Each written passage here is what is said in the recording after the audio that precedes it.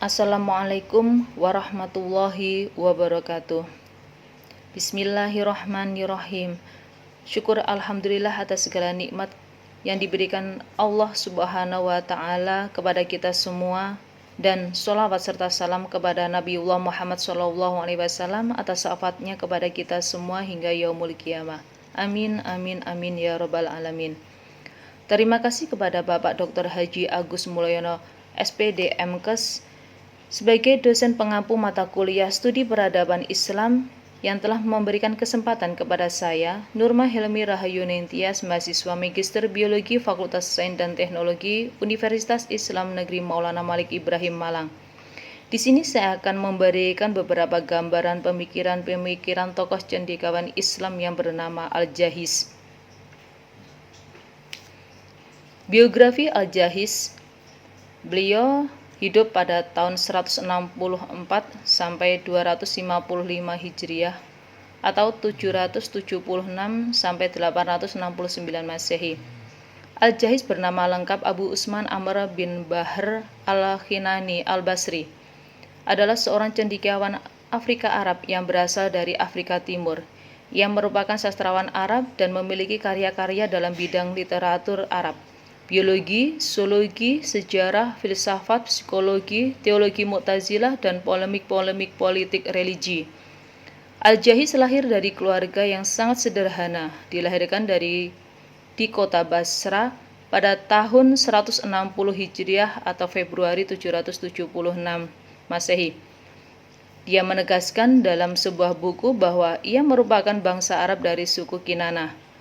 Untuk membantu keluarga, Al-Jahiz berjualan ikan di sekitar saluran irigasi di kota Basrah. Kesulitan keuangan tidak menghambat Al-Jahiz untuk terus mencari ilmu pengetahuan. Al-Jahiz terbiasa berkumpul dengan para pemuda di masjid utama kota Basrah, membahas dan mengkaji berbagai bidang ilmu pengetahuan. Ia juga selalu menghadiri perkuliahan yang membahas tentang filologi, yaitu ilmu tentang bahasa, kebudayaan, pranata, dan sejarah suatu bangsa. Leksikografi adalah cabang ilmu bahasa yang mempelajari tentang teknik penyusunan kamus dan sastra puisi. Al-Jahiz melanjutkan dan menempuh masa pendidikannya selama 25 tahun, sehingga memperoleh banyak ilmu pengetahuan tentang ilmu sastra Arab, terutama puisi, filologi Arab, sejarah bangsa Arab dan bangsa Persia sebelum Islam.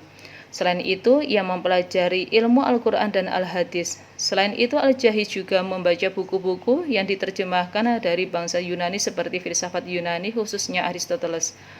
Pada masa tersebut, kekhalifahan Abbasiyah dalam masa keemasan dengan adanya perkembangan budaya, ilmu pengetahuan, dan pendidikan.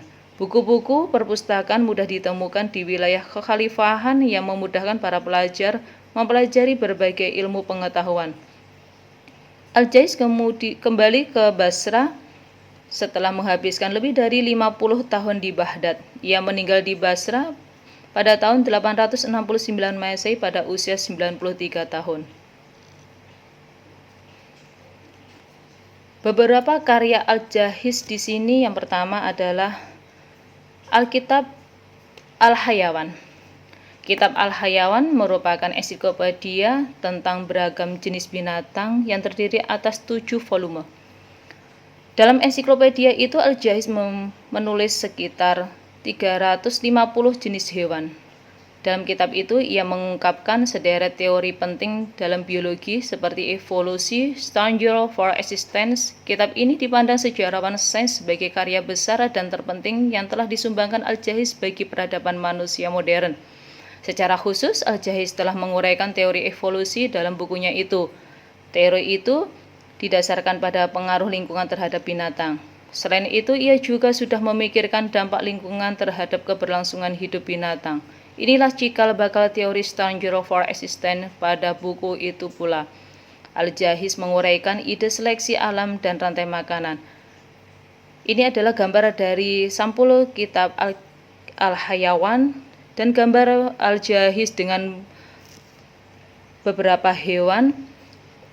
Gambar kitab Al-Hayawan serta yang ada di dalamnya adalah ada gambar hewan pada proses rantai makanan. Binatang terlibat dalam sebuah perjuangan untuk mempertahankan hidupnya, mencari makanan, menghindar dari mangsa, dan berkembang biak. Faktor-faktor lingkungan mempengaruhi organisme untuk mengembangkan karakteristik baru guna menjamin tetap bertahan hidup, kemudian bertransformasi menjadi spesies baru. Demikian bunyi teori Struggle for Existence yang tertulis dalam kitab Al-Hayawan. Dalam kitab itu dia menulis tentang kuman, teori evolusi, adaptasi, dan psikologi binatang. Al-Jaiz pun tercatat sebagai ahli biologi pertama yang mencatat perubahan hidup burung melalui migrasi.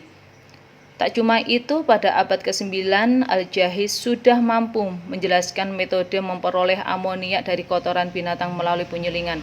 Ini adalah beberapa gambar yang ada di dalam kitab Al-Hayawan. Apabila gambar itu ada seperti gambar sapi, berarti itu akan mengupas tentang kehidupan daripada sapi. Begitu juga kalau gambar itu tentang burung, berarti mengupas tentang bagaimana kehidupan daripada burung.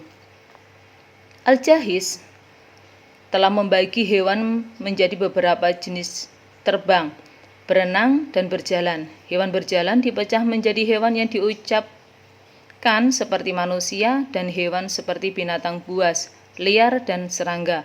Menurut pendapatnya, tidak semua hewan apung itu ikan. Dia telah memberi contoh seperti anjing laut, kura-kura, kodok, kepiting, dan buaya. Dari gambar ini jelas sekali bahwa Al-Jaiz sudah memilah-milahkan beberapa hewan itu berdasarkan kelompoknya.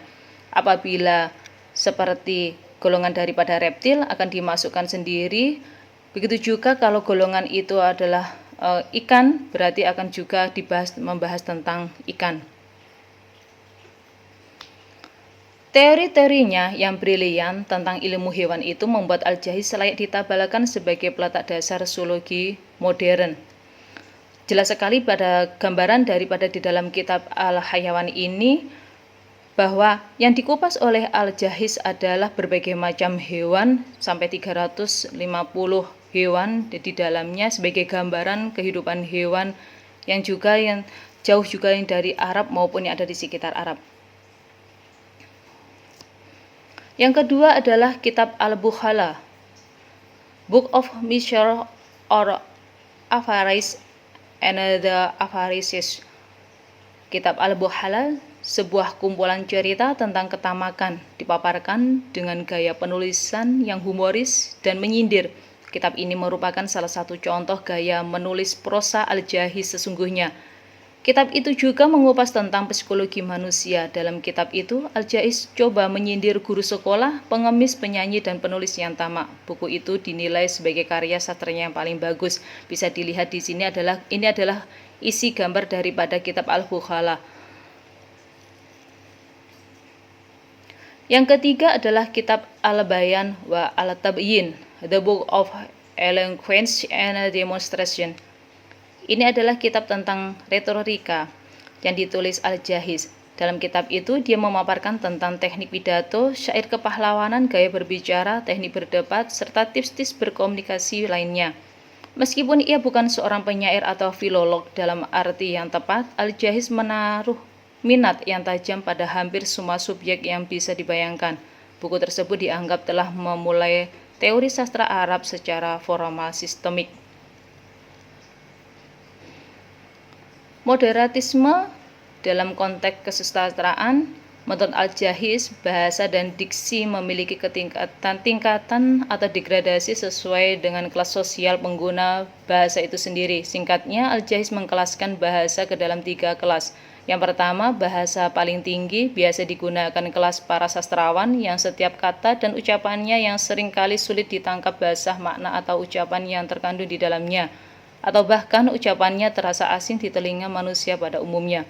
Yang kedua, bahasa paling rendah yang biasa digunakan oleh masyarakat yang kelas sosialnya berada di paling bawah, yang biasa menggunakan diksi dan bahasa yang keras, kasar, dan sarkastik, diistilahkan dengan al-wasiyah. 3, bahasa pertengahan yang digunakan masyarakat pengguna bahasa yang berada di tengah antara sastrawan dan pengguna bahasa sarkastik.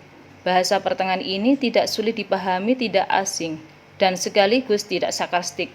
Inilah yang menurut Al-Jaiz sebagai bahasa yang baik. Definisi Al-Jaiz tentang kefasihan sebagai kemampuan pembicara untuk menyampaikan pesan yang efektif sambil mempertahankannya sebagai singkat atau rumit sesuka hati diterima secara luas oleh kritikus sastra Arab di kemudian. Yang keempat adalah kitab Mawfarat al-Jawari wal Gilman, The Book of System of Conscious and Epebes. Dalam bahasa Arab, kata Jawari merupakan bentuk jamak dari Jariyah yang berarti seorang pelayan wanita alias gundik. Dalam bahasa Arab, kata Jawari adalah bentuk jamak dari Jariyah, artinya pelayan wanita yang menurut standar sekarang kita sebut sebagai selir. Ada dua jenis pembantu wanita. Jariyah yang mengatur rumah tangga dan menjalankan tugas sehari-hari adalah tipe pertama. Jenis kedua biasa disebut khina, juga dieja khena. Ini adalah jariyah memiliki kemampuan menyanyi yang menempatkannya di atas jariyah biasa dalam nilai pasar. Seringkali budak gadis semacam ini bernilai banyak uang, akibatnya mereka menjadi kemewahan para pangeran dan pedagang kaya. Kata lain dalam judulnya, Gilam adalah bentuk jamak dari gholam, sebuah kata yang dapat diterjemahkan menjadi kasim, kastreto, atau EPB, dengan arti seorang pelayan laki-laki muda. Bagi sebagian besar sarjana kitab ditiram tentang selir dan EPBs adalah kitab sensualitas yang sembrono. Dalam buku ini, Al-Jaiz memikat kita dengan cerita-cerita yang bersifat erotis yang berhubungan dengan persepsi seksualitas pada masanya.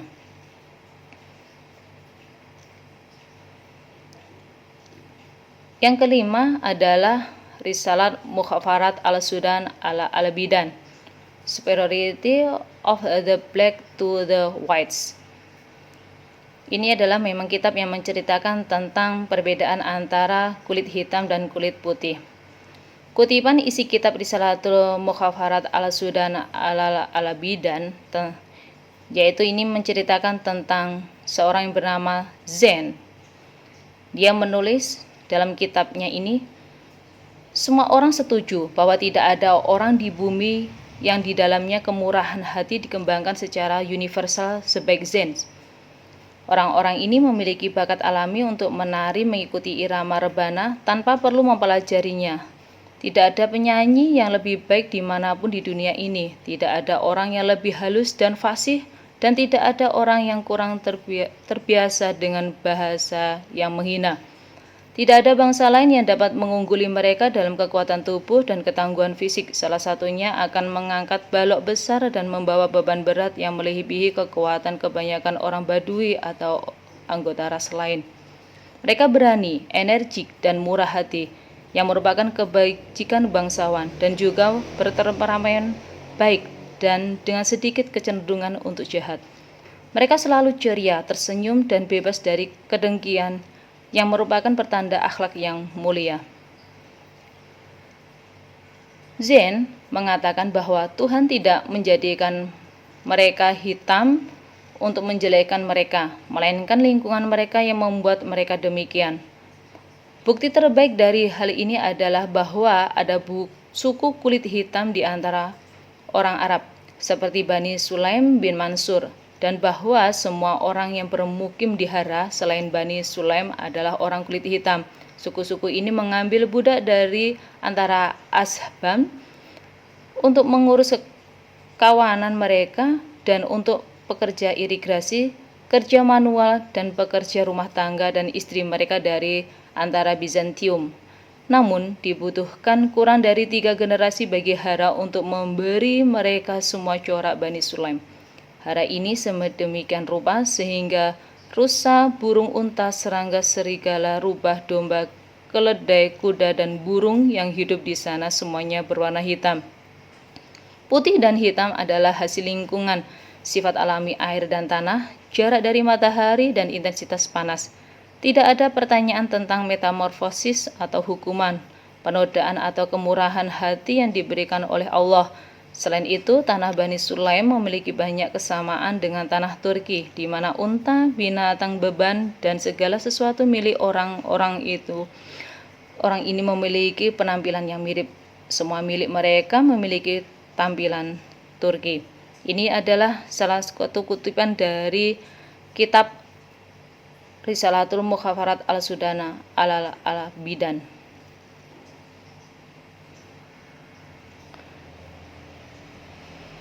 Konsep pemikiran Al-Jahiz diriwayatkan bahwa ia telah menghasilkan sebanyak 350 buku di berbagai bidang seperti biologi pendahuluan, tanaman serangga, antropologi, ilmu ekonomi, perdagangan, dan geografi. Jadi yang saya sampaikan di atas adalah hanya beberapa buku tentang pemikiran daripada Al-Jahiz. Dalam aspek menulis, Al-Jahiz sangat mungkin memuaskan pembaca saat dibagikan dengan humor untuk menyampaikan pengajarannya. Itulah sebabnya dia dianggap sebagai penulis saat ini, sistematis, independen, jeli, berpikir bijak, dan cerdas menyelesaikan inklusi. Dia mampu menyelam di berbagai daerah dan mampu memola pikirnya dengan berbagai topik. Kompilasi itu memuat rangkuman fakta, gagasan, kisah-kisah seperti pelajaran, syair dengan topik tertentu. Selain itu bisa pula merangkum tentang rumah, taman, wanita, orang-orang tunanetra, binatang, hingga orang kikir. Koleksi yang ditulis Al-Jahiz itu terbilang sangat penting bagi siapa saja, mulai dari orang rendahan hingga pengusaha atau orang terhormat. Al-Jahiz juga merupakan penganut awal determinisme lingkungan. Menurutnya, lingkungan dapat menentukan karakteristik fisik penghuni sebuah komunitas tertentu. Asal-muasal beragamnya warna kulit manusia terjadi akibat hasil dari lingkungan tempat mereka tinggal. Berkat teori-teori yang begitu cemerlang, Al-Jahiz pun dikenal sebagai ahli biologi terbesar yang pernah lahir di dunia Islam, ilmuwan yang amat tersohor di kota Basra, Irak. Ilmu adalah sesuatu yang tidak memberikan sebagian dari dirinya kepadamu, hingga kamu sendiri memberikan seluruh dirimu kepadanya. Lalu kamu mendapatkan kesempatan, padahal kamu tidak mendapatkan kepastian bahwa ia atau ilmu akan memberimu bagian itu. Inilah pesan dari Al-Jahiz untuk kita semuanya. Semoga kita bisa terinspirasi dari pemikiran-pikiran Al-Jahiz untuk biologi ke depan. Terima kasih kesempatan kepada saya. Mohon maaf atas segala kekurangan dari saya. Assalamualaikum warahmatullahi wabarakatuh.